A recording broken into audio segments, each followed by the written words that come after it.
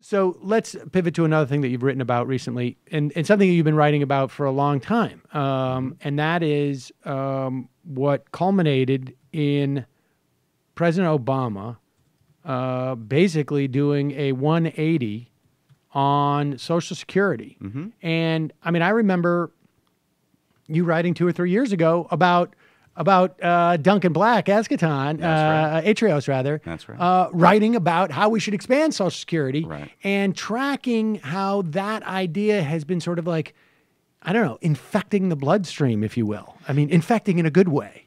But the interesting thing is, so I remember when I started that story, it was in 2013.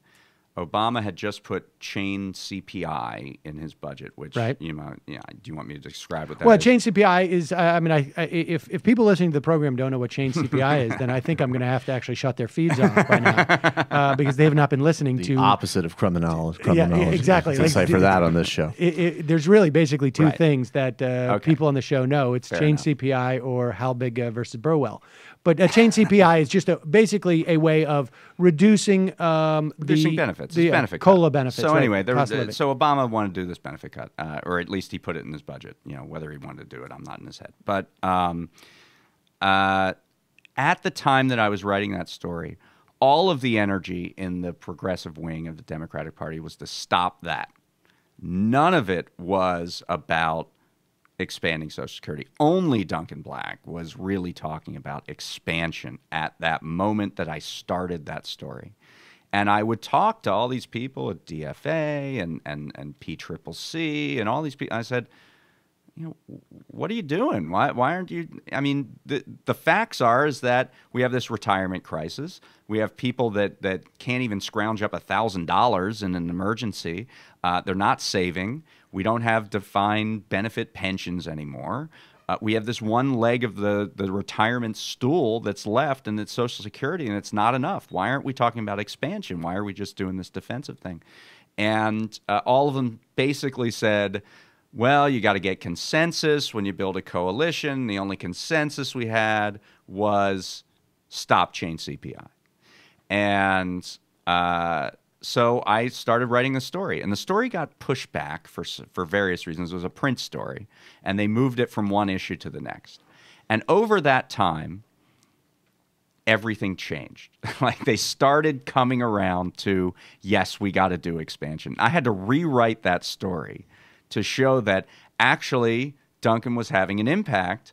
And right around that time, the New America Foundation came out with this even larger expansion proposal for Social Security. A guy named Stephen Hill was kind of the backer of that, and a few other people at New America. And so I had to go back to the same people who I talked to before and say, well, what happened? Why did you change it? And they basically said that they kind of took the point and that it was time to do this. It was time to stop, being in that defensive crouch. I feel like there was also a backdrop of a lot of stories about how the 401k experiment. I mean, we've seen that over the years, right. But particularly around that time, and it's hard to know, chicken and an egg, right? What is spurring that? Right. But there was a lot of stories about how the 401k program, essentially, just writ large, was failing. So, okay. But then, so that was 2013, right. and then once I think the progressive movement sort of got behind that, they were skillful enough to get the politicians on board. It was a little bill by Tom Harkin and Mark Begich, neither of whom are in Congress anymore. Right. And was an old Harkin bill that he had put together that has a somewhat modest increase. But the point was we're talking about increase. And the question was not whether to cut it, but how much to expand it. And Warren signs on to that.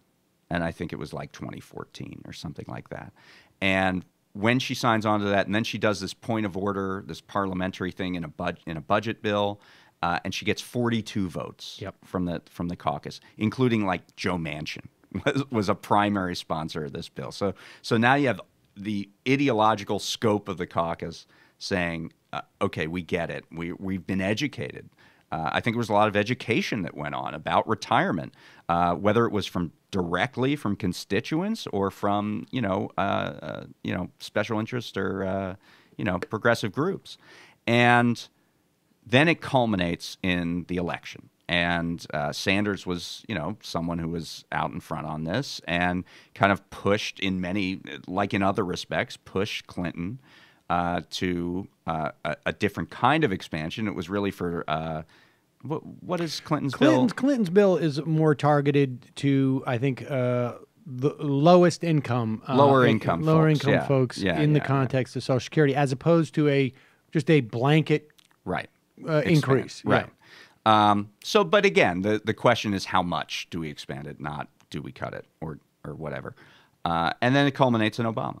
And and it really came out of nowhere. No one was expecting it. Yeah, well, okay. So explain that to me. Like, what is we're getting into criminology again, I guess, but what's going on with that? I mean, is this Obama at the end of his term doing like Bulworth, or is it Obama saying like, I'm going to open up some oxygen for Hillary Clinton so that she can move into this? Or is it, I'm going to make Clinton move from that branch? Like she's out here and I'm going to make sure that she actually is forced a little bit to come a little bit closer to Sanders' position. I mean, remember what's happening on the other side of this debate. Donald Trump is talking about that, he's kind of moving toward the position of, and certainly away from cutting it. And he said, we got to protect Social Security. Anyways. I'm going to do whatever I want. Yes, publicly. He said something different apparently to Paul Ryan, but nevertheless, that's publicly where he's coming from. But he said, here's the quote that I used actually in that piece. There's no way a Republican is going to beat a Democrat when the Republican is saying, we're going to cut your Social Security, and the Democrat is saying, we're going to keep it and give you more. Right. So he knows what's going on, and Obama knows too. And so there may be a political angle to this, but it's also a recognition that the party has really shifted, and that, in thinking about this very important issue of retirement, that affects the portion of the electorate that votes, you really need to have a broader and deeper perspective rather than worrying about the budget and worrying about the deficit. It's sad that it got that it took so long, because I'm quite convinced that this is if there was ever, when you think about 2010 or 2014, these off-year elections, the Democrats never ran on anything, right? I mean, and this is something you could actually run on. It is, if you run on expanding Social Security, not only that proposal in and of itself, but the implications of that proposal. We can actually, this is a political choice. This is not we're not bound by the, economics. This is a political choice. And the other thing I want to say is that the trajectory of this kind of plays like the trajectory of the same-sex marriage debate, that the activists really pushed this from the bottom up, and maybe the politicians were saying, yeah, I'm for it, but the public's not ready for it. They're not ready for this message. And then finally they decide the public's ready, and we open the floodgates. I think something similar went on. Do you think it's sold that way?